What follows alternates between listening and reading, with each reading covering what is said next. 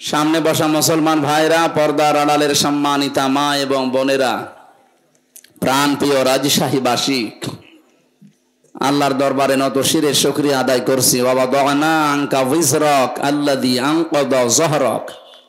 ১৫০০ বছর আগে আয়াতটা নাযিল হওয়া। আল্লাহ তাআলা বলেন, হে নবী, আপনার পিঠ বাঁকা করে রেখেছিল একটা বিশাল বোঝা, আমি কি ওই বোঝা নামিয়ে দেইনি? তাফসীরের কিতাবে এই বোঝার নাম আইএমএ জাহিলিয়াতের বোঝা। ২০২৪ সালের ৫ আগস্টে আমাদের পিঠের ওপর থেকে আল্লাহ একটা বোঝা নামিয়ে দিয়েছেন, আও আমি জাহিলিয়াতের বোঝা। শব্দ দুইটাই প্রায় কাছাকাছি, আইএমএ আর আও আমি, দুইটার কাজকর্ম একই ছিল। কথা বলেন না কেন? আইএমএ জাহিলিয়াতের দায়িত্বে যারা ছিল, আবু জেহেল, উতবা, সাইবা, আবু লাহাব, এদের ১৪টা কর্মসূচি পেয়েছি আমি। ১৪টা কাজ করেছিল তারা। এই ১৫.৫ বছরে আওয়ামী জাহিলিয়াতে ১৫টা অপরাধ দ্বারা করেছে। আমরা যদি আয়াতে থাকে সামনে বলবো ইনশাল্লাহ। তার ভেতরে একটা শিক্ষা ব্যবস্থা তারা ধ্বংস করে দিয়েছে। আল্লাহ রাব্বুল আলামিন আয়ামে জাহিলিয়াত বলেন আর আওয়ামী জাহিলিয়াত শব্দ যেহেতু প্রায় কাছাকাছি, দুইটা থেকে আল্লাহ আমাদেরকে বাঁচিয়েছেন, আমাদের নবীকে এবং আমাদেরকে। খুশি হচ্ছি, এই জন্য বলছে আলহামদুলিল্লাহ। কোরআনে কারিমে আল্লাহ রাব্বুল আলামিন শিক্ষামূলক যে কথাগুলো দিয়েছেন, তার ভেতরে এখন যেটা বলছি এটা আমাদের সামনে কাজে লাগবে। সূরা নমল ৫২ নম্বর আয়াত। এই কথা বলা যাবে না, একেবারে নিস্তব্ধ হয়ে যান, খুব ভালো করে শুনবেন। আমরা ১ ঘন্টা মতো কথা বলবো ইনশাআল্লাহ। আল্লাহ পাক বলেন, ফাতিলকা বুয়ুতুহুম খাওয়িয়াতাম বিমা যালামু ইন্না ফি যালিকা লাআয়াতাল লিকাওমিন ইয়ালামুন।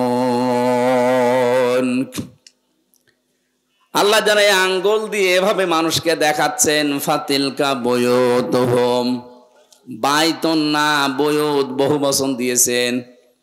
আল্লাহ পাক বলেন, এই সেই ঘরগুলো, এ তাদের ঘর, এই যে এই যে এই যে এই যে এই যে এই যে এইভাবে দেখাচ্ছেন। খাওয়িয়াতাম বিমা যালামু, জনশূন্য করে দিয়েছি, সার শূন্য করে দিয়েছি, ওসার গৃহ বানিয়ে দিয়েছি তাদের জুলুমের কারণে। আয়াতটা নাজিল হয়েছে ১৫০০ বছর আগে, ঘটনা আরো ১০০০ বছর আগের। হযরত লূত আলাইহিস সালামের জামানায় আল্লাহ এই কাহিনীটা ঘটিয়েছিলেন। এই ঘটনাটা আমাদেরকে কেন শোনাচ্ছেন?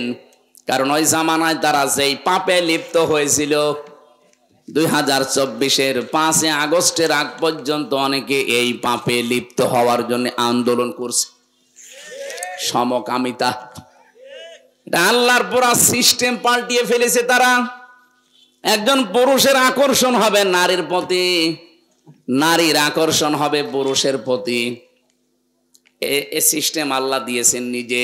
যুজ্জিনা লিন্নাসি হুব্বুশ শাহাওয়াতি মিনান নিসা, মানুষের কাছে আমি আকর্ষণীয় করে দিয়েছি, লোভনীয়, সুশোভিত, দেখলেই মানুষের আকর্ষণ হবে কয়েকটা জিনিস, তার ভেতরে স্ত্রী। তার ভেতর কি? আল্লাহ পাক এখানে যুজ্জিনা লিন্নাসি হুব্বুশ শাহাওয়াতি মিনান নিসা দিয়েছেন, মেয়ে লোকের নাম। যাওজাতুন শব্দ দিলে আমরা বুঝতাম সরাসরি স্ত্রী লোকের নাম দিয়েছেন। নেসা মানে মেয়ে লোক, মেয়ে লোকের প্রতি আকর্ষণ তৈরি করেছেন কে? আর আসতে বলেন। এটা এখন বিকর্ষণে পরিণত করে মহিলা মহিলাই বিয়ে করবে। আজ ৩ দিন আগে কুষ্টিয়ায় ২ জন মহিলা জিদ ধরেছে যে আমরা বিয়ে করব, যদি না দেন আমরা মরে যাব। আমরা মেয়েরা বিয়ে করবো, তাই আমরা কি করছি? কি কথা বলেন না কেন? আমাদের কাজ কি?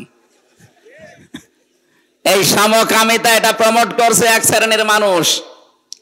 ঢাকায় নাকি এখন শুনছি মানবতার অফিস নামে সমকামিতার অফিস তারা চালু করতে চাচ্ছে। না, এটা হতে দেওয়া যাবে না, এটা আল্লাহর পুরা নিষিদ্ধ। এরা উল্টিয়ে ফেলেছে আল্লাহ সিস্টেমকে। এই জন্য আল্লাহ জর্ডানে একটা জায়গাকে ডেড সি বানিয়ে দিয়েছেন, মৃত সাগর। এই দেশকে আল্লাহর গজব দিয়ে ঢেকে ফেলার জন্য অনেকে সূক্ষ্ম ষড়যন্ত্র করছে। এই 15.5 বছরের ভেতর এটার বীজ বপন হয়েছে। আমরা চাই না এই পাপটা এদেশে জারি হোক। লূত আলাইহিস সালামের ঘটনাটার কাহিনী আমি এই জন্য ইঙ্গিত দিলাম। আল্লাহ বলেন এই সেই ঘরগুলো আল্লাহর অবাধ্যতায় পরিণত হয়েছিল। এই ঘরগুলো দেখেন, বিমা জলামো, তাদের জুলমের কারণে। আল্লাহ রাব্বুল আলামিন এই খাফিয়াতান শব্দ আয়াতের মাঝে দেওয়ার পরে আমার মনে হয় এই আয়াতটা 2024 সালের 5 আগস্টের বিকাল 5টার আগে মনে হয় নাজিল আর একবার হয়েছে। আল্লাহ ফাতিলকা বুয়ুতুহুম, তুমি একটু তাকাও না কেন এই সেই ঘরগুলো। ফানজুর কাইফা কানা আকিবাতু মাকরিহিম আন্না দাম্মারনাহুম ওয়া কওমাহুম আজমাইন। হ্যাঁ নবী, একটু নজর করেন না এই মকরবাজগুলো, এই দুর্বিসন্ধি ষড়যন্ত্র যারা করেছিল, এদের আচরণ, এদের পরিণাম আমি আল্লাহ কি করেছিলাম আপনি দেখেন। আন্না এর ফাইল সরাসরি আল্লাহ নিজে, দাম্মারনাহুম ওয়া কওমাহুম আজমাইন, তাদেরকে এবং তাদের জাতিকে, কওমকে আমি আল্লাহ সমূলে ধ্বংস করে দিয়েছিলাম, শিকড় পর্যন্ত তুলে ফেলেছি। এখান থেকে আমি যেটা পেয়েছি বাংলাদেশের সাথে এই যে খাফিয়াতান শব্দটা দিয়ে, আল্লাহ বলেন ওদের জুলুমের কারণে ওদের বাড়ি ঘরগুলো পরিত্যক্ত হয়ে আছে, ওজার গৃহ বানিয়ে দিয়েছি, জনশূন্য করে দিয়েছি। এর বাস্তব প্রমাণ আমার কুষ্টিয়ার হানিফের বাড়ি। আপনাদের মোহনপুরে আল্লাহর ওলির খবর কি আমি জানি না? হ্যাঁ, আগস্টের 5 তারিখের পরে আমি সর্বোচ্চ 10 দিন বাইরে ছিলাম, সিঙ্গাপুর, মালয়েশিয়া দিয়ে। এর পরে তো এদেশের প্রায় থানায় আমি যাচ্ছি, যেখানেই যাচ্ছি দেখছি জালেমদের বাড়ি ঘরে খাফিয়াতান আল্লাহ বানিয়ে দিয়েছে। এটা যদিও জনগণের হাতে, কিন্তু এর ফাইল আল্লাহ নিজে। আন্না দাম্মারনাহুম, আমি নিজে তাদেরকে ধ্বংস করেছি। এদের বাড়ি ঘর গুলাস পরিত্যক্ত। 3 দিন আগের পত্রিকা, সবচাইতে দামি বাড়ি যেটা মানুষ চুমা খেত গিয়ে, এই বাড়ি এখন জাতীয় টয়লেট হয়ে যাচ্ছে। জামাতবদ্ধ হয়ে 8-9 জন একসাথে যাচ্ছে আর বিভিন্ন দিকে মুখ করে চালাচ্ছে। বলেন তো, এত দামি বাড়ি, এত দামি নামি জায়গা যদি আল্লাহ জাতীয় টয়লেট বানিয়ে দিতে পারে, এর পরের শব্দের লাম আছে, ইন্না ফি যালিকা লাআয়াতান, এখানে লামে তাকিদ। আল্লাহ বলেন এর ভেতরে নিদর্শন আছে, অবশ্যই নিদর্শন আছে। লিকাউমি ইয়ালামুন, যারা জ্ঞানী তাদের জন্য কি নিদর্শন। এত বড় বড় পাকা পাকা জালেমের বাড়িগুলো যদি আল্লাহ উজাড় গৃহ বানিয়ে দিতে পারে, আগামীতে যারা চেয়ারে বসবে এরাও যদি এরকম জালেম হয়, তাদের বাড়ি ঘর উজাড় গৃহ হয়ে যাবে। কি বোঝাতে চাই আমার মনে হয় আপনি বুঝাতে পেরে ফেলেছেন। এরপরেও যদি কেউ না বোঝার ভান করে থাকেন, সেদিন আপনার বাড়ি এরকম পায়খানা হবে, সেদিন টের পাবেন। এই জন্য যেন না হয়, কারণ জুলুমের এই জায়গাগুলো আল্লাহর কাছে অভিশপ্ত হয়ে যায়। যারা হজ করতে গেছে স্যার সহ জিজ্ঞাসা করেন, একটা জায়গা আছে একটু জোরে যাওয়া লাগে, গজবের জায়গা ওইটা। আবু জাহেলের বাড়ি পর্যন্ত গজবের জায়গা। জাতীয় টয়লেট নাই, ইন্টারন্যাশনাল টয়লেট বানিয়ে দিয়েছে আল্লাহ। অথচ কি দামি জায়গা, বাদশার বাড়ি। এত দাপটওয়ালা বাদশাহ 14টা কাজ করেছিল আল্লাহ এবং রাসূলের বিরুদ্ধে। এই জন্য তার বাড়ি যদি আজ ইন্টারন্যাশনাল পায়খানা, কিয়ামত পর্যন্ত থাকবে। 15টা কাজ আপনি এক কাটি বেশি করে ফেলেছেন এই 15.5 বছরে। আমি বলবো যদি সময় থাকে সামনে, 15টা কাজ করার পরে আপনার বাড়িও দেখবেন জালেমদের বাড়ি আল্লাহ জাতীয় টয়লেট বানিয়ে দেবে। কারণ আছে। কাবা শরীফ তাওয়াফ করার পরে ওই উপরে গেলাম, হঠাৎ দেখছি পেটে আমার যন্ত্রণা, ব্যথা করছে। এক পুলিশকে ডাক দিয়ে বললাম, ইয়া সাদিক তাল, এ ভাই এদিকে আসেন, বন্ধু এদিকে আসেন। বলে কি? জিজ্ঞাসা করলাম আমার নিজের ওনার ভাষা দিয়ে, আমার পেটে তো ব্যথা করছে, এতক্ষণ তো ভালোই লাগছিল, ফার্মেসি কত দূর? আমার বলছে হাজিল হজ্জা তাই না বিলা দোকা। আজি দেশ কোথায়? যে তোমেন বাংলাদেশ। বাংলাদেশ থেকে এসেছি। আমারে বলছে, হাজি জানেন না এটা কোন জায়গা? না তো। আবু জেলের বাড়ি। আপনি এখনো পায়খানা না করে দাঁড়িয়ে আছেন? তাড়াতাড়ি করেন। পায়খানা করে এসে দেখি আমার পেটের ব্যথা ভালো হয়ে গেছে।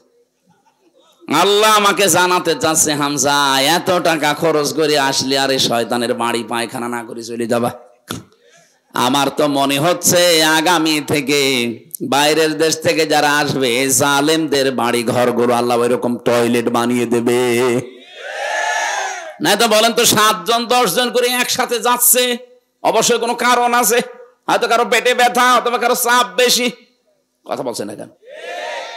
জালেমদের জায়গাগুলো যেহেতু অভিশপ্ত হয়ে যায়, সত্যি সত্যি যদি কাজ করেন দেখবেন আপনি সুস্থ হয়ে গেছেন।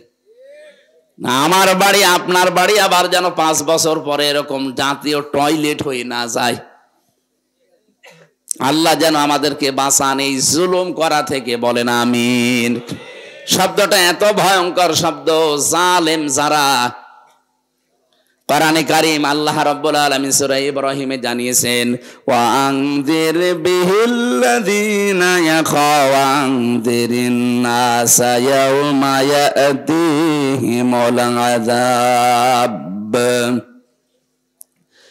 ওয়া আনযিরিন নাসা ইয়াওমা ইয়াতিহিমুল আযাব ফায়াকুলুল্লাযীনা যালামু রব্বানা আখিরনা ইলা আজালিন করিব নজিব দাওয়াতাকা ওয়া নাত্তাবি'র রাসূল আওয়ালাম তাকুনু আকসামতুম মিন ক্বাবলু মা লাকুম মিন সাওয়াল। বলেন আল্লাহু আকবার।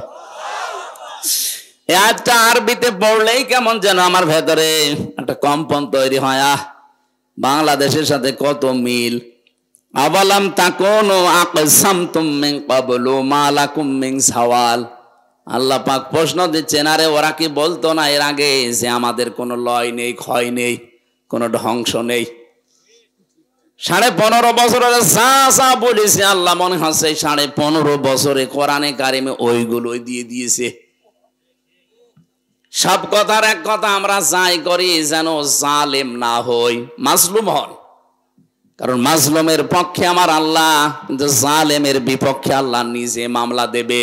ইন্নামাস সাবিলু আলাল্লাযীনা ইয়াযলিমুনান নাস। সূরা শুরার 42 নম্বর আয়াতের প্রথম অংশে আছে, অবশ্যই আমি আল্লাহ নিজে অভিযোগ দেব, মামলা দেব, কেস করব জালেমদের বিরুদ্ধে যারা মানুষ হয়ে মানুষের উপরে জুলুম করে। এখানে ইয়াজলিমুনাল মুসলিমুনা নেই, ইয়াজলিমুনা মুজারে এরা লাগে নাস দিয়েছেন, মুসলিমুনা দেয়নি আল্লাহ। মানুষ হয়ে যদি কেউ মানুষের উপরে জুলুম করে এবং করবে, অনেকে এখন করছে না কিন্তু নিয়ত করে আছে যে করব, সুযোগ পাই, এরকম নিয়ত অনেকের নেই। অনেকে এই নিয়ত করে অলরেডি বসে আছে যে একটু বসি আগে দেখেন কি করি। এই জন্য ইয়াজলিমুনা দিয়েছেন। বর্তমান ভবিষ্যতে, ভবিষ্যৎ বলতে কিয়ামত পর্যন্ত মানুষ হয়ে যারা মানুষের অধিকার নষ্ট করে, তাদের উপরে জুলুম করছে, করবে, তারা মামলার আসামি। হামজার কার? আপনি টের পাচ্ছেন কত কঠিন শব্দ এটা? আল্লাহ নিজে মামলা দায়ের করবেন। মামলার বাদী যত বড় হয়, শক্ত হয়, মামলা কিন্তু ওই রকম কঠিন হয়ে দাঁড়ায়। আমারে যদি কোনো সলিমদ্দি মামলা দিত, আল্লাহর কসম 3 দিনের বেশি আমি থাকতাম না। কারণ আমি যে জায়গায় ছিলাম, ক টাকা লাগবে আপনার? আকিস গ্রুপ তো বাংলাদেশের 2-3 জনের ভেতরে একজন। আমি তো খতিব ছিলাম, যা চাইতাম ওরা তাই করতো। যে গাড়ি দিয়েছিল দেখেছিলেন না, কোটি টাকার উপরে দাম। একটা খতিবকে বাংলাদেশে এত টাকার গাড়ি দেয়, বাড়ি দেয়, কে দিয়েছে? ওরা সব করেছিল আমাকে দিন প্রচারের জন্যে।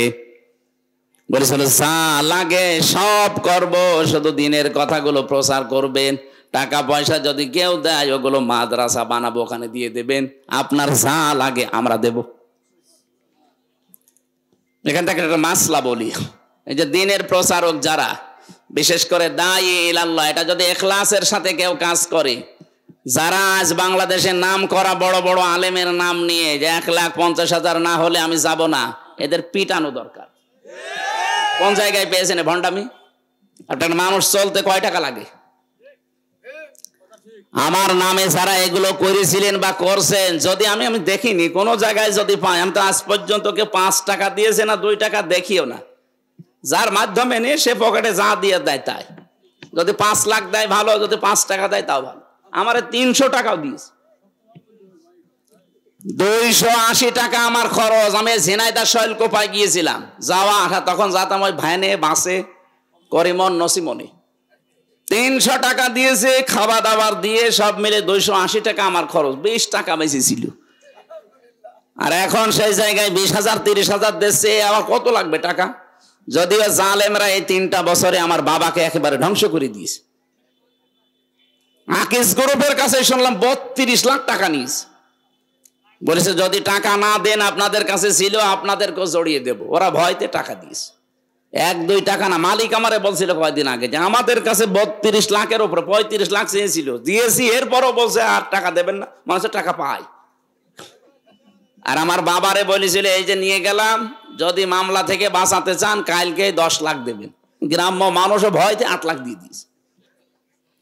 আরে 3 বছরে কতবার মামলা হাইকোর্ট পর্যন্ত তুলেছে। একটা মামলা সিএমএম কোর্ট, জজ কোর্ট, হাইকোর্ট, কত টাকা লাগে জানেন? 32 বার তুলেছে মামলা। আমার 2 মামলায় যদি আমার মনে হয় 31-32 লাখ টাকা আমার বাবা চলে গেছে। আর এখন সেই মামলার আয়ু সেই ওসি কল দিয়ে বলছে হুজুর মাফ করে দিন। মাফ কিসের? আগে টাকা ফেরত দেন। মাফ করে দেব, অসুবিধা না, আগে টাকা ফেরত দেন, এরপরে বলেন আস্তাগফিরুল্লাহ। কথা বলছেন এখন? শুধু আমার সাথে না, 15.5 বছরে যার সাথে যে অপরাধ করেছেন, সে জামাত বুঝি না, শিবির বুঝি না, বিএনপি বুঝি না, যার সাথে অপরাধ আপনি করেছেন তার কাছে আগে ক্ষমা চাবেন আর তার ক্ষতিপূরণ দিয়ে দেবেন। আপনি তার ক্ষতিপূরণ দেবেন না, 15.5 বছরে আপনার কারণে লোকটা উপরের চেয়ারে উঠতে পারেনি। কি এরকম মানুষ নেই দেশে? আপনার কারণে লোকটার ব্যবসা বন্ধ হয়ে গেছে, আপনি চাঁদাবাজি করেছেন, মিথ্যা মামলা দিয়ে, মিথ্যা সাক্ষী দিয়ে ওর জীবন থেকে 8-10 বছর ধ্বংস করে দিয়েছে। খুন, গুম আর আয়না ঘর তো আছেই। আমার ওই 10 দিনে আমি আয়না ঘরে যা দেখেছি, এত বড় বড় নখ হয়ে গেছে এক একজনের, এত বড় বড় নখ, মনে হচ্ছে যে দাড়ি গোপ চুল জঙ্গল থেকে আসতেছে। প্রতিদিন পাইনি, কয়েকদিন শুধু পেয়েছিলাম। এই মানুষগুলো এই নখ দিয়ে দেখতাম, এই খুশিয়ে খুশিয়ে লিখেছে দেওয়ালের সাথে, আর ভাঙা ভাঙা অক্ষরে লিখা আছে, ভাই কেউ যদি বাইরে যেতে পারেন এই নাম্বারে একটু বলবেন যে এই নাম্বারের লোকটা বেশি আছে।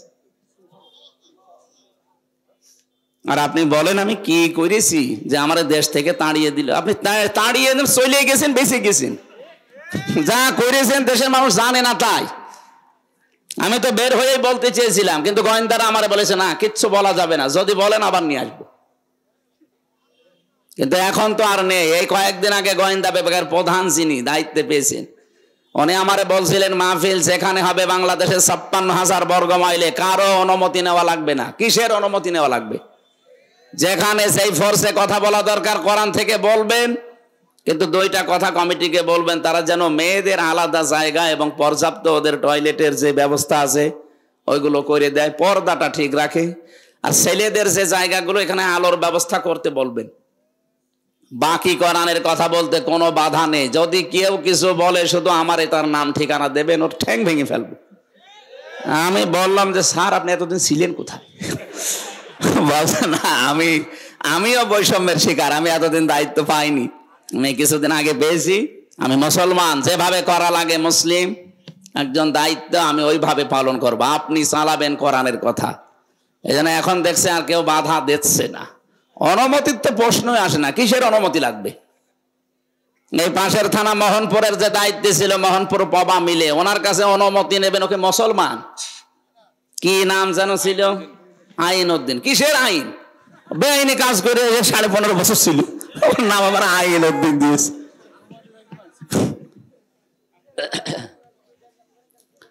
এই 15.5 বছরে যারা এমপি আর মন্ত্রী আর উপজেলা চেয়ারম্যান ছিল, যদি কেউ আমার সামনে বলেন সাবেক এমপি সাবেক মন্ত্রী, আপনার দাঁত মুখ খুলে ফেলবো।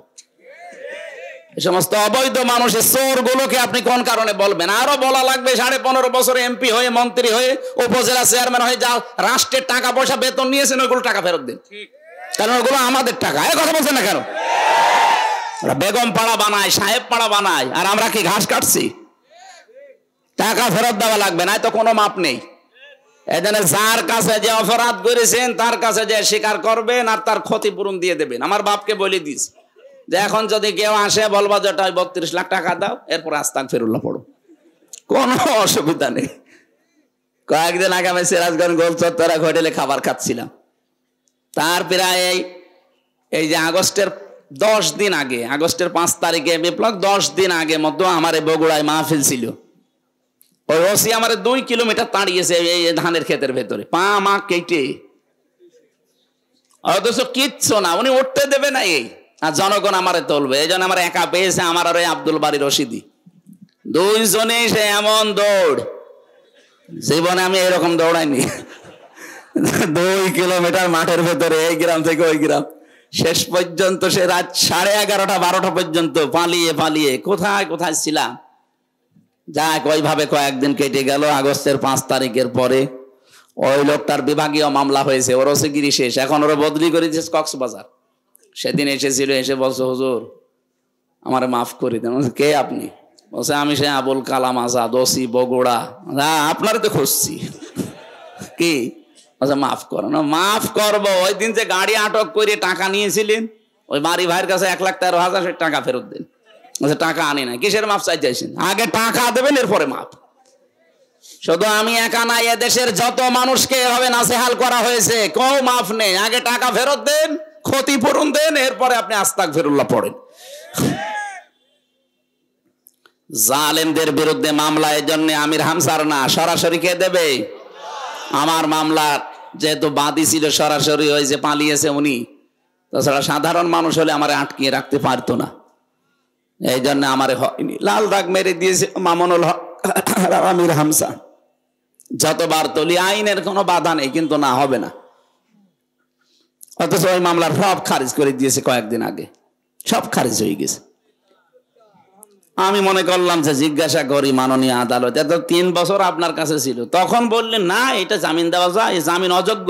এখন বলছেন এই মামলার কোনো গ্রাউন্ড নেই, এ কি দেখে বিচার করব, কোনো মাল ম্যাটারেস নেই। যা, উনি এই কথাই বলতো যে স্যার আমার হাত বাঁধা ছিল। কথা বলে না কেন? এখন হাত খোলা আছে, আমি যতটুকু পারছি ন্যায় বিচার। আমার মনে হয় বাংলাদেশে এখন যারাই দায়িত্বে আছে, সামনে আসবে, কারো যেন হাত বাঁধা না থাকে, সবার হাত আবু সাইদের মতো খোলা থাকবে ইনশাআল্লাহ। এটা যদি সত্যিই থাকে তাহলে কিছু না কিছু ন্যায় বিচার পাওয়া যাবে। আর পূর্ণাঙ্গ ন্যায় বিচার কায়েম করতে হলে অমান হাকামা বিহি আদালা, কোরআনের বিচার লাগবে। এটার বিকল্প কিচ্ছু নেই। দুনিয়ার যত সুন্দর আইন দিয়ে বিচার ব্যবস্থা চালান, ন্যায় বিচার কায়েম করা সম্ভব না। প্রশ্ন আসতে পারে পৃথিবীর উন্নত রাষ্ট্রগুলো ন্যায় বিচার না, কে বলিস? আমি সিঙ্গাপুরে গিয়েছিলাম, কাফেরকে কাফের বলা যাবে না। ওটা কাফের না, ওরা কাফেরকে কাফের বলা যাবে না, এই নিয়ম ওদের। আমি জানতাম না, আমি কাফের বিরুদ্ধে কথা বলেছিলাম আমার নামে, ওরা সেই উল্টা পাল্টা কত কিছু করেছে কয়েকদিন। আমাদেরকে কাফের বললো। ও শয়তানরা জাতে মাতাল হলো, তাহলে ঠিক আছে, কাফের আমার বোঝে, কুফরি কাজ করছে, জুলুম করছে, কিন্তু জালেম বলা যাবে না। কুফরি করছে, কাফের বলা যাবে না। এই জন্য না, ন্যায় বিচার ওখানেও নেই। যেহেতু যেটা সঠিক ওইটা তুলে ধরতে না পারলে সেই জায়গায় জুলুম হয়, সেই জায়গায় কি হয়, এটা এখানে রাখা দরকার। এই মাথায় না দিয়ে কেউ যদি পায়ের কাছে রাখে, টুপির উপরে জুলুম। এই কথা বললে না কেন? যে জায়গায় যেটা রাখা দরকার উচিত, ওটা যদি ওখানে না রেখে কেউ অন্য জায়গায় রাখে, তাহলে তার উপর কি হয় বলেন? বলেন। কোরআন শরীফ রাখা দরকার বাংলাদেশে সবার উপরে। কালিমাতুল্লাহি হিয়াল উলিয়া, আল্লাহর কথা থাকবে সবার উপরে, সবার উপরে বাংলাদেশে সংসদ। সেই জায়গায় এটা না নিয়ে অন্য কিছু যারাই নিয়ে যেতে চায়, তারাই কোরআনের সাথে জুলুম করে। এই কথা বলুন। আর একটা জুলুম আল্লাহর সাথে চলছে, সার্বভৌম ক্ষমতার মালিক আল্লাহ। এটা অনেক মানুষ এমনি এমনি মনে মনে বলে, কিন্তু বাস্তবে দেখাতে গিয়ে বলে না। ক্ষমতার উৎস জনগণ। এটা একটা শিরিক। এই বাংলাদেশে সূক্ষ্ম শিরিক তুলে দেওয়া লাগবে। বাংলাদেশ জামাত ইসলামী এইটা বিশ্বাস করে না যে ক্ষমতার উৎস জনগণ, ক্ষমতার উৎস আল্লাহ। এই কারণে তাদের নিবন্ধন পর্যন্ত বাতিল করে দিয়েছে জালেমরা। তারা আল্লাহর পরীক্ষায় উত্তীর্ণ হয়ে নিবন্ধন বাতিল হয়েছে, তারপরেও ডোন্ট কেয়ার, কিছুই মনে করেনি। চিন্তা ভাবনাও তাদের ছিল না, যে যা করবে করুক, আমরা এটার উপর থেকে টলবো না, কারণ এটা আমার বানানো না। আন্নাল কুওয়াতা লিল্লাহি জামিআ, সব ক্ষমতার উৎস কে? আরো জোরে বলেন। এটা যদি জামাত ইসলামের হয়, তে আপনি কি, আপনি টুপি মাথায় দেন না, আপনি মুসলমানের নাম রেখেছেন, আপনি তো মরে গেলে জামাতের কবরে দেওয়া হবে। এই জন্য যাদের এই বিশ্বাস আছে, আপনি আজকে থেকে এই বিশ্বাস পাল্টান। অথচ এই মজলুম দলটার উপরে আজ সারা বাংলাদেশে এক শ্রেণীর নামে আলেম, কি কি পড়ে আলেম হয়েছে জানি না, এই মানুষগুলো এই মাজলুম মানুষদের উপর একটা তহমত লাগিয়ে দিয়েছে যে এদের আকীদা খারাপ। এটার উপর একটা জুলুম। কখনো এই কথা আর বুঝে শুনে বলবেন না। 5টা কথা, 5টা বই পড়া পড়েছেন কোনোদিন আপনি এদের? আপনি আকীদা খারাপ বলেন মানে? আপনার এত ভালো আকীদা, ফাঁসির দড়িটা গলার কাছে আসলে তখন আকীদা টের পাবেন। অথচ যে মানুষগুলোর বলেন আকীদা ভালো নেই, এই মানুষগুলো ফাঁসির দড়ি গলার কাছে নিয়ে 3 ঘন্টা ঘুমিয়েছে। আমার নিজের সাক্ষী, শহীদ মীর কাসেম আলী 3 ঘন্টা পরে যার ফাঁসি, কারারক্ষীকে বলছে, ভাই আমি 2 ঘন্টা ঘুমালাম, তুমি 1 ঘন্টা আগে আমারে ডেকে দিও। অথচ তার দড়ি ফাঁসির গলার কাছে। তার ছেলেটা গুম হয়ে আছে, ব্যারিস্টার আরমান, তার বউ ওই সময় আইসিইউতে ছিল। এরকম কঠিন পরিস্থিতিতে যার 3 ঘন্টা আর 2 ঘন্টা ঘুমিয়ে কাটাতে পারে, আপনি পারবেন? বলতে যত সহজ মনে হচ্ছে, আমি তো নিজে প্র্যাকটিক্যাল, তাও পারবো না। তার ইমানটা কোন পর্যায়ে ছিল? আর আন্দাজে আকীদা খারাপ, ইমান ঠিক নেই, ভণ্ডামি করার জায়গা পান না। কখনো এই কথা জেনে শুনে বলবেন না। তা আকীদা ভালো নেই, আকীদা কি? আকীদার বই পড়েছেন আপনি?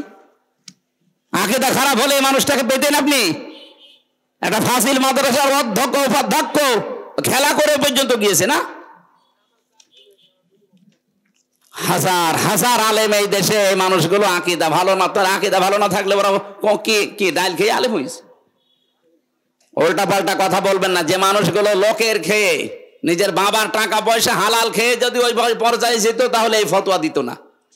উল্টা পাল্টা জিনিস খেয়ে পর্যন্ত চায়, ওর ভেতর থেকে তো ওই কথাই আসবে। আমি আপনাকে ছোট করার জন্য বলছি না, আপনার অনেক কাজ, অনেক অবদান আমরা স্বীকার করি।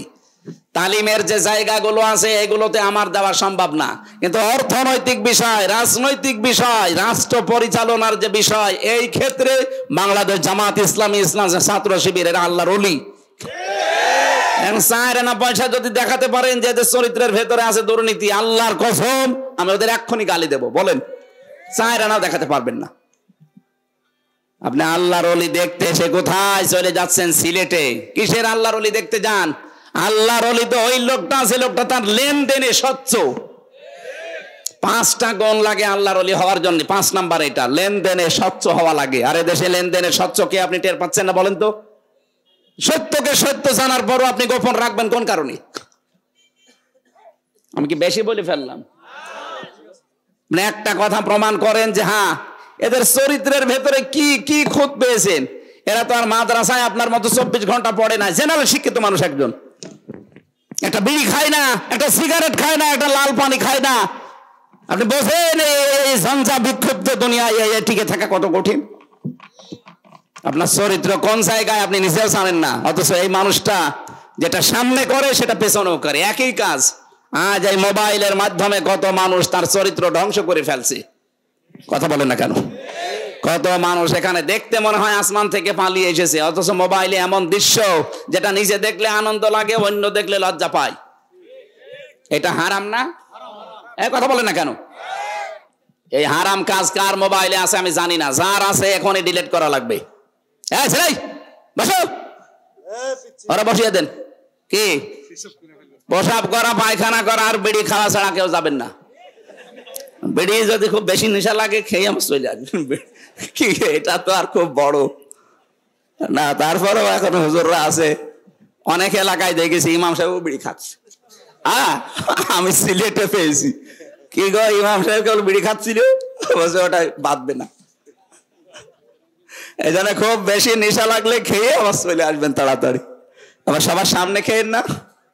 আর ওই যে যেটা উঠে চলে যাচ্ছে কি ওর কোন নাম্বারে দেন, ছেড়ে দিন। ও তো এখনো মনে হয় ফুল হাতায় আছে, হাফ হাতা হয়নি। জেলখানা আমাদের দেবদুলাল ছিল জেলার, যখনই আসতো সব চিল্লিয়ে ফুল হাতা আসতেছে। ফুল হাতা মানে মুসলমানই দেয়নি, তো ওইটা তো মনে হয় এরকমই, দেন ছেড়ে দিন। তা আমরা যেটা বলতে চাচ্ছিলাম, আমরা অর্থনৈতিক বিষয়ে কঠিন পরিস্থিতি যারা চরিত্র লেনদেন স্বচ্ছ রাখতে পারে, টিকিয়ে রাখতে পারে, কত রকমের কঠিন অবস্থা আপনি টের পাচ্ছেন না। ঝঞ্ঝা বিক্ষুব্ধ পৃথিবী, গণার জন্য মানুষ পাগল হয়ে যাচ্ছে। আমরা আমাদের মোবাইলটা একটু চেক করে নিজের ইমানকে প্রশ্ন করেন তো, আপনার আকীদা ঠিক আছে কিনা বলেন। আপনি যে প্রকাশ্য এবং গোনা গোপনে করে যাচ্ছেন, কেউ টের পাচ্ছেন না। যারা গোপনে গোনা করে তাদের চেহারার উজ্জ্বলতা আল্লাহ নষ্ট করে দেয়। আমি এখানে একটা চেহারা দেখে বলতে পারবো ওর মোবাইলে কি আছে। দাঁড় করান সামনে, 10টা লাইন করেন, আমি সব বলে দিতে পারবো। এমন কোন দৃশ্য যদি থাকে যেটা নিজে দেখলে আনন্দ পান, অন্য কেউ দেখলে লজ্জা লাগে, এক্ষুনি ডিলিট করা লাগবে, এক্ষুনি, সে যাই হোক। করেন, তাড়াতাড়ি করেন, ডিলিট করেন তাড়াতাড়ি, তারপরে ওয়াজ করবো। ডিলিট করবেন কিনা বলেন, হাত তোলেন তো, কারা কারা করবেন। কি আছে মোবাইলে দেখে? হ্যাঁ, হাত তুলে বসে আছেন মুরব্বী মানুষ, দাঁড়িয়ে মানুষ, নাউজুবিল্লাহ। শেষ না, গান আছে, ভালো গান রাখবেন, ইসলামিক গান যেগুলো এগুলো রাখবেন, পরিমনের গান আবার রাখবেন না।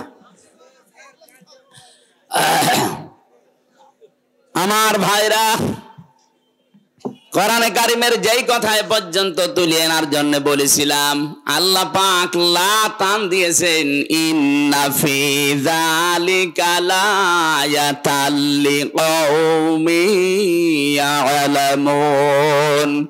এই কথাগুলো বলছে, ওজাড় গৃহগুলো তোমাদেরকে দেখালাম, জনশূন্য করে দিয়েছি। জালেমদের বাড়ি কেন? এদের শিক্ষা আছে। জ্ঞানী মানুষ যদি হয়ে থাকো, সামনে যদি কোনোদিন ক্ষমতার চেয়ার পাও, কখনো এই কাজ করবা না যেন তোমার বাড়িওয়ালা এরকম করে দেয়। আল্লাহ আমাদেরকে যেন নিজ হাতে বাঁচান, বলেন আমিন। আমরা একটা গ্রাম সম্পর্কে আয়াত পড়েছি, একটা গ্রামের উদাহরণ আল্লাহ উপমা দিচ্ছেন, দৃষ্টান্ত দিচ্ছেন। সূরা নমল 112 নম্বর আয়াত, খুব খেয়াল করে শুনবেন।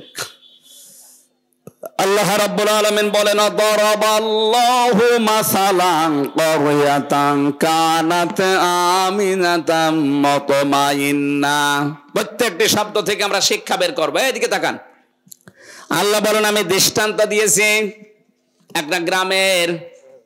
তাফসিরে মুফাসসিরে গ্রাম সম্পর্কে তথ্য দেওয়ার যে আমি পড়ে দেখি, সেটা মক্কা নগরীকে তারা মিন করেছে, যে মক্কা নগরী এটা কানাত আমিনাতান মুতমাইন্নাতান। দুইটা বিষয় আল্লাহ বলেন সেখানে ছিল। 1 নম্বরে নিরাপত্তা, 2 নম্বরে প্রশান্তি। এই শহরকে আমি আল্লাহ নিরাপত্তা এবং প্রশান্তি দিয়ে ভরে দিয়েছিলাম। ইয়াতিহা রিজকুহা রাগাদাম মিন কুল্লি মাকান, বিভিন্ন দিক থেকে রিজিক আসতো স্বাচ্ছন্দ্যে। তাদের যা প্রয়োজন ছিল রিজিক গুলো বিভিন্ন লাইন দিয়ে, ইয়ামেনের নাম আছে, সিরিয়ার নাম আছে, কাতারের নাম আছে, আশপাশের রাষ্ট্র থেকে আসতো। আল্লাহ পাক বলেন, ফাকাফারাত বিআনউমিল্লাহ।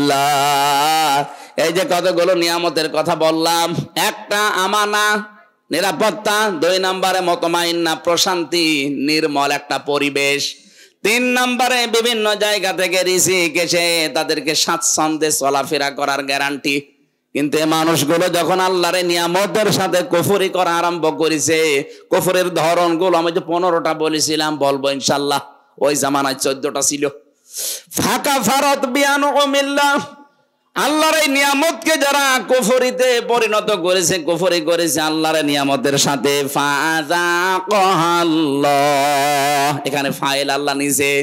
আল্লাহ পাক বলেন, আমি তখন তাদেরকে মজা চাকালাম, স্বাদ গ্রহণ করালাম, লিবাসাল জুই ওয়াল খাউফি, শাস্তি হিসাবে 2টা পোশাক পরিয়ে দিলাম, একটা ক্ষুধার, 2 নম্বরে ভয়ের, বিমা কানু ইয়াসনাউন, কারণ তারা এই কাজগুলো করেছিল। এবার আসেন তো আমরা দেখি আল্লাহ আমাদের কি বোঝাতে চাচ্ছেন এই আয়াত দিয়ে।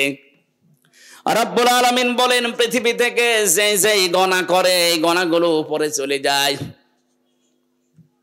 তাফসিরে তাবারির ভেতরে দেখেছি বিশ্ব নবী যখন যাচ্ছিলেন জিবরাইলের সাথে মেরাজে, তখন দেখলেন কালো কালো কি যেন উঠতেছে উপরে, আর পিপিলিকার মতো কালো কালো কি যেন নামতেছে। নবীজি দেখেই জিজ্ঞাসা করলেন, ইয়া আখি জিবরাইল, এই যে এগুলো কি? ফেরেশতা জিবরাইল বলেছে, হে নবী, আপনার উম্মতের ভেতরে এই দুনিয়াতে যে সেই গোনাগুলো করে ওই গোনাগুলো কালো কালো হয়ে উঠতেছে, আর ওই কালো কালো পিপিলিকার মতো এগুলো কি? নবীজি বললেন, এইগুলো ওরা যে গোনা করেছে এই গোনার শাস্তি হিসাবে আমার আল্লাহ এগুলো দুনিয়ায় পাঠিয়ে দিচ্ছে। তাহলে গোনার কারণে আপনার ভাগ্য নষ্ট হয়, আপনার উপরে বিপদ আসে। এটা আমি বানালাম। সূরা রোমের 41 নাম্বার আয়াতটা এর দলিল, যাহারাল ফাসাদু ফিল বাররি ওয়াল বাহরি বিমা কাসাবাত আইদিন নাস লিইউযিকাহুম বা'দাল্লাযী আমিলু লা'আল্লাহুম ইয়ারজিউন। জলস্থলে যে বিপদ আপদ মুসিবত গুলো দেখতে পাও, একটাও আমি আল্লাহ নিজের ইচ্ছায় পাঠাই না, সব তোমাদের হাতের কামাই। যা করো ওইটাই উপরে চলে যায়, ওখান থেকে শাস্তি হিসাবে আমি আল্লাহ পাঠাই। কেন পাঠাই জানো? লিইউযিকাহুম, তোমাদেরকে আমি স্বাদ চাকাতে চাই। লিইউযিকাহুম বা'দাল্লাযী আমিলু, কিছু আমলের কিছু কাজের স্বাদ আমি চাকাতে চাই। আমি চাইলা আল্লাহুম ইয়ারজিউন, তোমরা ফিরে আসবে। কিন্তু আমি আল্লাহর এই আশাটা পূরণ হয় না দেখি তোমরা আরো উল্টা বসে এ অপরাধ চালাতেই থাকো। এই জন্য জনপদের লোক, এই যে কারিয়া মানে জনপদ, গ্রাম, ওয়ালাউ আন্না আহলাল কুরা আমানু ওয়াত্তাকাউ লাফাতাহনা আলাইহিম বারাকাতিম মিনাস সামাই ওয়াল আরদ।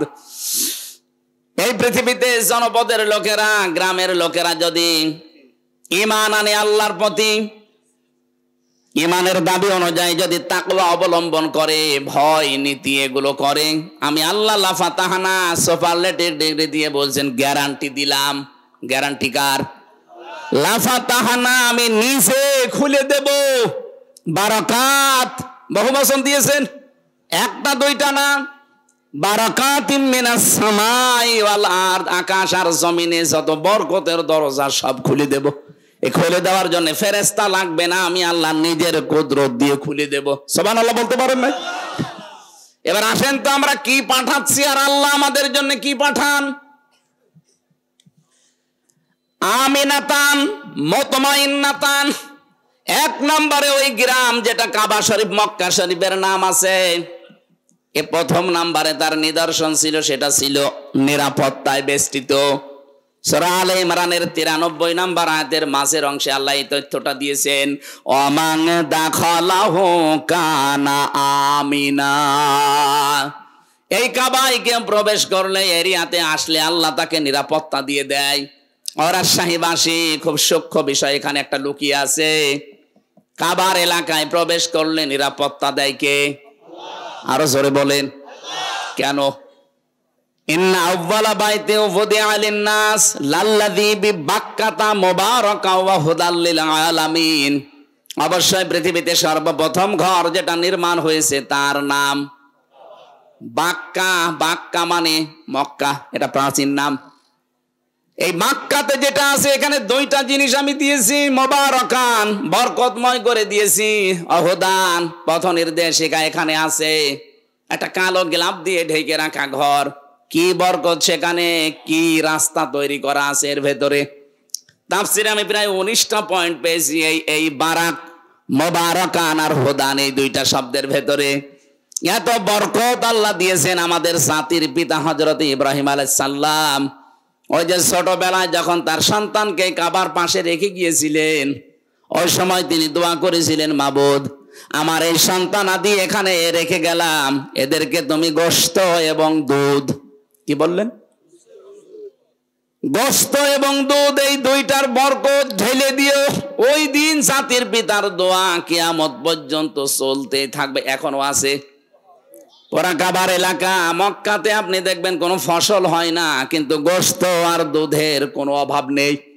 উটের গোশত বলেন, ছাগলের গোশত বলেন, দম্বার গোশত বলেন, ভেড়ার গোশত বলেন, আর দুধ যাদের নাম বললাম এদেরও দুধ হয়। উটের দুধ, ছাগলের দুধ, গরুর দুধ, মহিষের দুধ, যাই বলেন। অথচ কোনো খাবার এখানে তৈরি হয় না, দুধ আর গোশতের কোনো অভাব এখনো নেই, কিয়ামত পর্যন্ত হবে না। এটা জাতির পিতা ইব্রাহিমের দোয়ার ফসল। কি বাবা পেয়েছিলাম, এক দোয়ায় চলছে। আর আমরাও এমন বাবা পাই, কি দোয়া করে খালি হোকা খাই। আপনি দেখেন না কি জোরে হোকা খাচ্ছে। এই শব্দটা নিয়ে আজ যারা ভেজাল বাদিয়েছেন তারা নিরসন করবেন। আমেরিকার স্টাইলে অনেকে আজ জাতির পিতা 8-10 জন 15-20 জন বানাতে চাচ্ছেন না। দুইটার একটা আমার মানি না, কারণ এটা ফায়সাল্লাকৃত বিষয়। জাতির পিতা একজন, তার নাম ইব্রাহিম, এটা আল্লাহ বানিয়ে দিয়েছেন। মিল্লাতা আবিকুম ইব্রাহিম হুয়া সাম্মাকুমুল মুসলিমিন। তোমাদের জাতির পিতা ইব্রাহিম, কারণ তিনি তোমাদের নাম মুসলমান রেখেছেন। এখানে হুয়ার ফাইল হয় আল্লাহ না ইব্রাহিম। কি হুজুর, ফাইল আমি দুইটা পেয়েছি, হয় আল্লাহ আমাদের নাম মুসলিম রেখেছেন, অথবা আমাদের পিতা যিনি জাতির পিতা ইব্রাহিম নবী, এই নামটা আমাদেরকে দিয়েছেন। কি সুন্দর বাবা, দেখেন তো, অর্ধবোধক একটা নাম সন্তানের রেখে দিলেন, মুসলিম, আত্মসমর্পণকারী। আর আমরা এখানে কহু বাবা বসে আছি, সন্তানের নাম এমন ভাবে রেখেছে, ও কি হিন্দু নাম না মুসলমান নাম, ও সাদা বোঝা যায় না। কি নাম রেখেছেন আপনি বলেন তো? কিসের নাম রাখলেন আপনি? একদম মুসলমান দাবি করছেন, আর ছেলের নাম, মেয়ের নাম, ও কি হিন্দু না মুসলমান, বোঝা যাবে না। বলে না ওনারা জেনারেল শিক্ষিত, বুঝতে পারে না। আরে ভাই, জিয়াউর রহমান জেনারেল শিক্ষিত মানুষ ছিল না? কি সুন্দর নাম দেখেন তো ছেলে দুইটার, আরাফাত, তারিক। তারিক জিয়া বলেন, তারিক রহমান বলেন, একই বিষয়। আরাফাত রহমান, আরাফাত জিয়া যাই বলেন, কি সুন্দর অর্থবোধক নাম। ও জেনারেল শিক্ষিত মানুষ নাম রাখলো কি করে? আর আপনি বলেন আমি জেনারেল শিক্ষিত, কি রাখবো, পুতুল না জয়? আমি টের পাইনি। টের পাননি মানে? তারা জেনারেল শিক্ষিত হয়ে যদি এরকম অর্থবোধক নাম রাখতে পারে, রহমানের রাস্তা, তারিক রহমান। আরে নাম শুনলেই কিয়ামতে হয়তো আল্লাহ বল, কিছুই যখন পেলাম না, নামের ওসিলায় মাফ করে দিলাম। আর আপনার নামই যদি দেখে হরে, এইদিকে এই জন্য আমাদের পিতা হিসাবে কিন্তু 11টা দায়িত্ব পালন করা দরকার। যারা বাবা হয়েছেন, প্রথম নাম্বারে সন্তানের নাম রাখবেন অর্থবোধক একটা নাম। কিয়ামতে আল্লাহ যখন একেবারে মাফ করার কিছুই আর পাবে না, তখন নামের দিকে হয়তো মনোনিবেশ করবে। এটা হাদিসে আমি পেয়েছি। কিয়ামতে আল্লাহ ডাক দিবে মরিয়ম, হাজারো মরিয়ম খাড়া হয়ে যাবে। রব্বুল আলামিন বলে না, আমি এত মরিয়মকে চাই না, আমি ঈসা নবীর মা মরিয়মকে ডাক দিয়েছি। মরিয়ম নামের মেয়েরা বলবে, রব্বুল আলামিন তুমি তো আর বলার সময় বলনি ঈসা নবীর মা মরিয়ম কোথায়? ডাক যখন দিয়েছো দুনিয়ায় তো শুনি নাই তোমার কথা, আজকে মনে করলাম একটু সাড়া দেই। আল্লাহ পাক বলেন, ঈসা নবীর মা মরিয়মের সাথে যাদের মিল আছে, যাও জান্নাতে চলে যাও। এজন্য অর্থবোধক নাম রাখা এটার বাবার আর মায়ের দায়িত্ব। যদিও আমরা অনেকে এটা বেখেয়াল রাখতে পারি না। আবার শুধু অর্থের দিকে কোরআনের শব্দ দেখে নাম রাখবেন না। সেদিন বলেছিলাম না, একজন কুষ্টিয়ার বড় বাজারে নাম রেখেছে মিহাদ স্টোর। কি গো, কি এ নাম কার? বলছে আমার ছেলের নাম। মিহাদ মানে কি? বলছে কোরআনে পেয়েছি বিসাল মিহাদ। আরে বেটা, নিকৃষ্ট জায়গা জাহান্নামের, এটা নিকৃষ্ট জায়গা। এই জন্য অর্থবোধক নাম রাখবেন। আমি যেটা বলছিলাম, আমাদের জাতির পিতা একটা দোয়া করেছিলেন, আল্লাহ এই নিরাপত্তার শহরে তুমি গোশত এবং দুধের কোনো অভাব কিয়ামত পর্যন্ত দিও না, আল্লাহ দেবেও না। এই জায়গাটা যে এমন নিরাপদ, অথচ এর এরিয়ার বাইরে আপনি যাবেন, সেখানে ডাকাতি আছে, সেখানে ছিনতাই আছে, চুরি আছে, কিন্তু কাবার চত্বরের ভেতরে কোনো ছিনতাই নেই, নিরাপদ। বাবার হত্যাকারীকে দেখার পরও মানুষ ছেড়ে দিতে বলে না, এই জায়গায় কিছু করা যাবে না। আল্লাহ বলেন আমান দাখালাহু কানা আমিনা, পুরা জায়গাটা আমি নিরাপত্তা চাদর দিয়ে ঢেকে রাখলাম। বাংলাদেশ তো আর কাবা শরীফ না, কি এটা কি কাবা শরীফ? তাহলে এই জায়গা যদি নিরাপদের শহর বানাতে হয়, এটা তো 6010 কিলোমিটার দূরে বাংলাদেশটা, সেই সৌদি আরব থেকে 6000 কিলোমিটারের উপরে। এই জায়গাটা এই 56,000 বর্গ মাইলের দেশটা যদি আন্তর্জাতিক বিভিন্ন যে চক্রান্ত চলছে, ষড়যন্ত্র চলছে, বিশেষ করে আমাদের প্রতিবেশীদের, এদের এই চক্রান্ত থেকে বাঁচাতে শান্তি স্বস্তি নিরাপত্তা দিয়ে যদি ঢেকে রাখতে হয়, কাবা শরীফের এরিয়ার মতো অবশ্যই কোনো কাজ আছে। কি সূরা আনামের 82 নম্বর আয়াতে আল্লাহ এই কাজটা দিয়েছেন। আল্লাযীনা আমানু ওয়া লাম ইয়ালবিসু ঈমানাহুম বিযুলমিন উলাইকা লাহুমুল আমন ইলা আখিরি আয়া।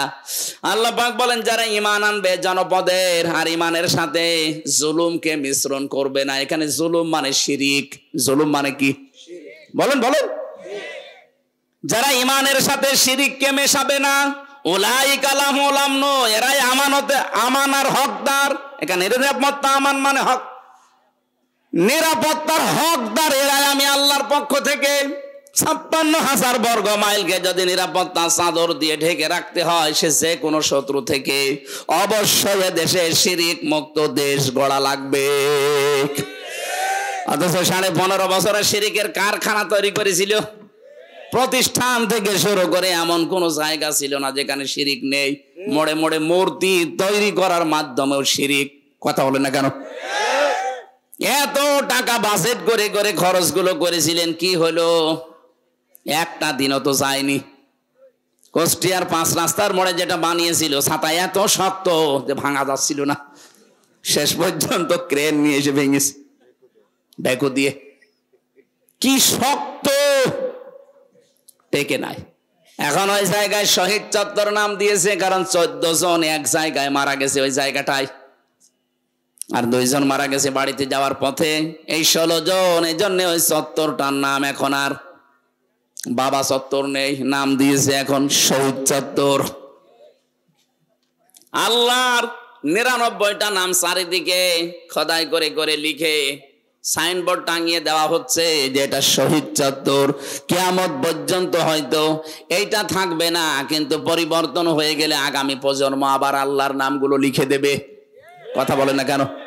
মানুষ কুষ্টিয়ার শহরে ঢুকতেই দেখবে যে আল্লাহর নামগুলো চোখে পড়লেই যদি বলে ইয়া রহমানু, একবারে 10টা নাকি হয়ে যাবে। আর যদি দেখতো দাঁড়িয়ে আছে আল্লাহর ওলি, ও দেখলেই বড় দোয়া করতো যে আর কাজ পাওনি। এই জন্য আমাদের দেশকে যদি শান্তি, আমরা নিরাপত্তার চাদরে ঢেকতে চাই, শিরিক মুক্ত এই দেশ গঠন করা লাগবে। যারাই কাজ করছেন শিরিক মুক্ত হওয়ার জন্য কাজ করেন। আমি তো একটা বললাম, জনগণ ক্ষমতার উৎস না। যারা বিশ্বাস করেন তারা শিরিক করছেন, আর শিরিক যারা করে তারা মুশরিক। কথা বলেন না কেন?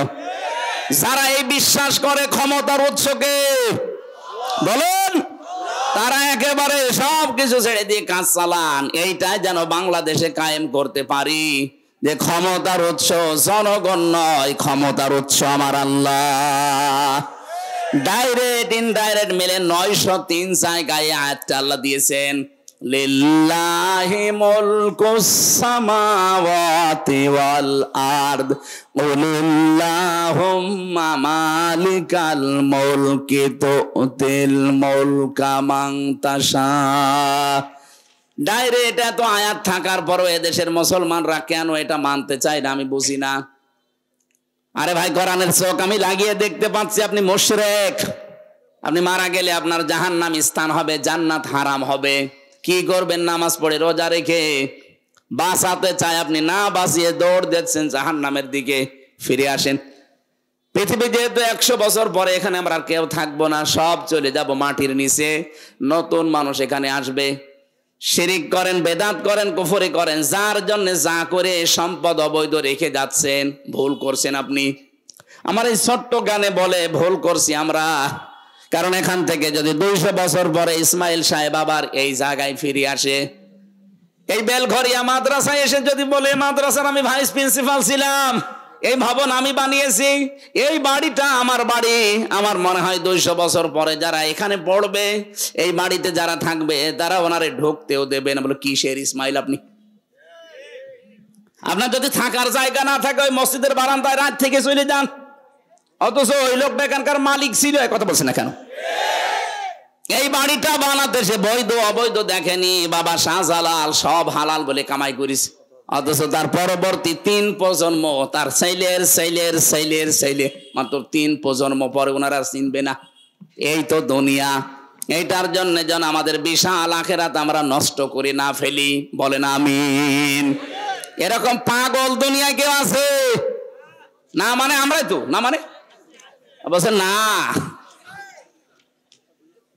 বোনের জমি ফাঁকি দিয়ে, ভাইয়ের জমি ফাঁকি দিয়ে আপনি পাগলামি করছেন, ওই জমি আপনাকে জাহান্নামে নেওয়ার জন্য কাল হয়ে দাঁড়াবে, বলেন নাউজুবিল্লাহ।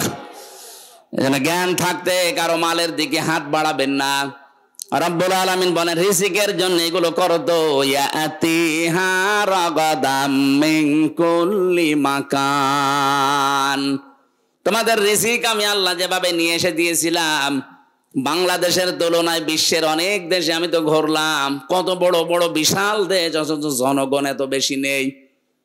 আমেরিকা বাংলাদেশের চাইতে 59 ডবল বড়। 59টা বাংলাদেশ পাশাপাশি রাখলে যত বড় হবে একটা দেশ অত বড়। কয়েকদিন আগে আমি মালয়েশিয়া ছিলাম, ওইটা বাংলাদেশের চাইতে 8 ডবল বড়। সৌদি আরব বাংলাদেশের চাইতে 14 ডবল বড়। আর আমাদের দাদাদের দেশ হচ্ছে 29 ডবল বড়। এই তুলনায় বাংলাদেশে 18 কোটি মানুষ, এখন আমরা 18 কোটি মানুষের মাত্র 56,000 বর্গ মাইল। অথচ রিজিক কে দিচ্ছে বলেন তো? আরো জোরে বলেন। রিজিকের ভয় আমরা অনেকে সন্তান আজ হত্যা করে ফেলছি, বেবিদেরকে বাচ্চাদেরকে মেরে ফেলছি না, এটা কাফেরদের স্বভাব। ওয়ালা তাকতুলু আওলাদাকুম মিন ইমলাক নাহনু নারযুকুকুম ওয়া ইয়্যাহুম। জনপদের লোক আমরা যারা আছি, সত্যি যদি ঈমান আর তাকওয়ার উপরে টিকে থাকতে পারি, রিজিকের কোনো অভাব হবে না। কারণ আমাদের রিজিক আর আমাদের বেবিদের রিজিক কে দেয়? আরো জোরে বলেন। আমেরিকার একটা পদ্ধতি আমরা অনেকে অবলম্বন করে এই কুফরিতে নিমজ্জিত হয়ে শেষ পর্যন্ত আল্লাহর বিরুদ্ধে অবস্থান নিয়েছি। চিন্ময় কৃষ্ণ নাকি যেন নাম ধরা পড়েছে, ওর বক্তব্য দেখেছেন কিছুদিন আগের। ও বলেছিল বাংলাদেশে আমরা সংখ্যালঘু, এজন্য আমাদের জন্ম নিয়ন্ত্রণ লাগবে না, আমরা সন্তান বাড়াবো যেন মুসলমানদের চাইতে আমি বেশি হয়ে যায়। আরে ভাই, এটা 96 ভাগ মুসলমান। কত ভাগ? আর আপনারা 4 ভাগও না, কারণ এখানে বৌদ্ধ আছে, খ্রিস্টান আছে, ইহুদি আছে এবং আপনারা আছেন, সব মিলে খুব বেশি হলেও দেখবেন 2.5 ভাগ, আর আমরা 96 ভাগ। আমাদের সমানে আসতে কমপক্ষে কিয়ামত হয়ে যাবে। কয়টা জন্মাবেন? আমরা কি বসে আছি? এজন্য আল্লাহর উপরে যাদের বিশ্বাস, রিজিক আসবে। আল্লাহর এই অবাধ্য কাজটা আমরা যেন না করি, বেবিদেরকে, বাচ্চাদেরকে, বাবুদেরকে যেন আমরা ধ্বংস করি না ফেলি। আল্লাহ পাক বলেন এই মানুষগুলো যখন আল্লাহর এই নিয়ামত, শান্ত, শিষ্ট, নির্মল এই শহরে বসবাস করার পরেও যে মানুষগুলো জুলুমের পথ বেছে নিয়েছিল, ওই জামানায় আল্লাহর বিধানে হাত দিয়ে সীমা লঙ্ঘন করেছিল, বিশেষ করে ওই জামানায় নবীদের উপরে তারা অত্যাচার চালিয়েছে। আমার নবী মুহাম্মদ রাসূলুল্লাহকে পর্যন্ত দেশে থাকতে দেয়নি, তাকে পর্যন্ত তাড়িয়ে দিয়েছিল।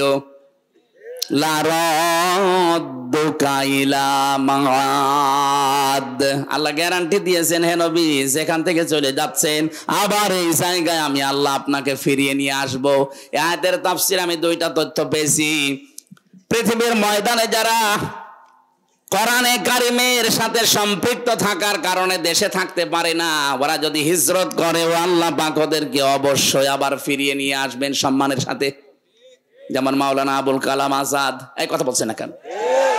আরো কত মানুষ আছে আমি নাম নিলাম না, যারাই কোরআনের জন্য নির্যাতিত নির্বাসিত হয়েছেন তাদেরকে আল্লাহ রাদ্দু কাইলা মাদ ফিরিয়ে আনবেই, অপমান না সম্মানের সাথে। আর যারা কোরআনের সাথে বিয়াদবি করে দেশ ত্যাগ করবে, নির্বাচিত হবে, নির্বাসিত হবে, এই মানুষগুলোকে ফিরিয়ে নিয়ে আনার কোনো গ্যারান্টি আমার আল্লাহ দেয়নি। তার প্রমাণে চেঙ্গিস খান, লক্ষণ সেন পালিয়েছে, আজ পর্যন্ত ফিরে আসেনি, আসবেও না কিয়ামতের আগে। কথা বলে না কেন? কোরআনের বিরুদ্ধে অবস্থান নিয়ে যারা নির্বাসিত হবে এদেরকে আল্লাহ ফিরিয়ে নিয়ে আনার গ্যারান্টি দেয়নি। এখানে 15.5 বছরে আমরা অনেকেই নির্বাসিত ছিলাম বিভিন্ন কায়দায়, কিন্তু আল্লাহ আমাদেরকে বাঁচিয়েছেন। ওয়াজাইনাল্লাযীনা আমানু ওয়া কানু ইয়াত্তাকুন। বলেন, আল্লাহ নিজে বলছেন ওয়াজাইনাল্লাযীনা আমানু, যারা ঈমান এনেছে আমি আল্লাহ নিজে তাদেরকে রক্ষা করেছি। সুবহানাল্লাহ বলতে পারেন না? এজন্য জালেম যারা 3 মাসে অনেকে আত্মহত্যা করছে, অথচ মুসলিম মানুষগুলো আজ 15টা বছর আত্মহত্যার পথ তো বেছে নেয়নি, টিকে ছিল। কিয়ামত পর্যন্ত যদি মুসলিমদের উপরে কেউ জালেম করে থাকে আল্লাহ নিজে তাদেরকে দাঁড় করিয়ে রাখবে। ওয়াং চায়নার ফাইল আল্লাহ নিজে। এজন্য আমরা সাবধান হব।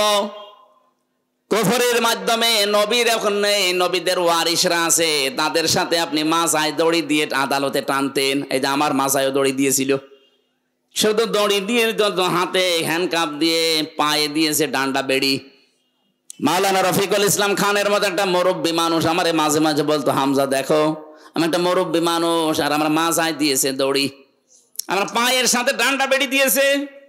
তাও 1 পায়ে দিলে হয়, 2 পায়ে ডান্ডা বেড়ি দিয়ে আবার মাথায় দড়ি, হাতে হ্যান্ডকাপ দিয়ে টেনে নিয়ে যাচ্ছে, মানুষের গরু নিয়ে যাচ্ছে। মানে একটা আলেম মানুষ না? এক কথা বলছে না কেন?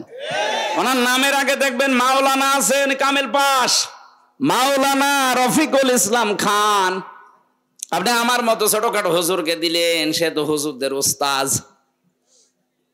এদেশে আলেমদের যে সংগঠন আছে, ওলামা পরিষদ আছে, তার সভাপতি তিনি। আর তার মাথায় আপনি দড়ি দিয়ে, হাতে হ্যান্ডকাপ দিয়ে, তাও ডান্ডা বেড়ি। খুব কষ্ট পেয়েছি লোকটা। কাশিমপুর থেকে আদালত পর্যন্ত 3.5-4 ঘন্টা সময় লাগে। এত সময় ওনারে বেঁধে নিয়ে আসা লাগবে কেন? উনি কি পালিয়ে যাচ্ছে? আলেমদের উপরে জুলুম করার কারণে আল্লাহ পাক বলেন ফাযাকাল্লাহ লিবাসাল জুই ওয়াল খাউফ। 2টা শাস্তি নাজিল করব তাদের মজা চাকানোর জন্য। 1 নম্বরে তাদের ক্ষুধা দুর্ভিক্ষ দেব। তাকান এখন ওদের ক্ষুধা আছে না নেই? যেই কয়জন আদালতে দেখতে পাচ্ছেন ক্ষমতা চিরস্থায়ী না, আদালতে নেওয়ার সময় মনে হচ্ছে কত রকমের ক্ষুধা ওদের ভেতরে। 2 নম্বরে ভয়, চেহারার ভেতরে ভয়ের ছাপ আল্লাহ তৈরি করে দিয়েছে। বিমা কানু ইয়াসনাউন, কারণ তারা এতদিন এই কাজ কারবার করেছিল। আল্লাহ আমাদেরকে যেন এই আয়াতের যে মূল শিক্ষা, আল্লাহর অবাধ্যতা করে জো এবং খাওপ, এই 2টা যেন চাপিয়ে না দেয়। যদি একবার দুর্ভিক্ষে পড়ে যায় আমরা কিন্তু একবারে গণহারে মরব। সামনে যারা আসবেন তারা যেন বিশেষ করে আল্লাহওয়ালা যারা নবীদের ওয়ারিস, তাদের সাথে বেয়াদবি করবেন না। আপনি নিজের কপালে নিজে আগুন লাগাবেন। আল্লাহ আমাদেরকে বাস্তবে আয়াতটা প্র্যাকটিক্যাল লাইফে যেন সেট করে দেন। বলেন আমিন।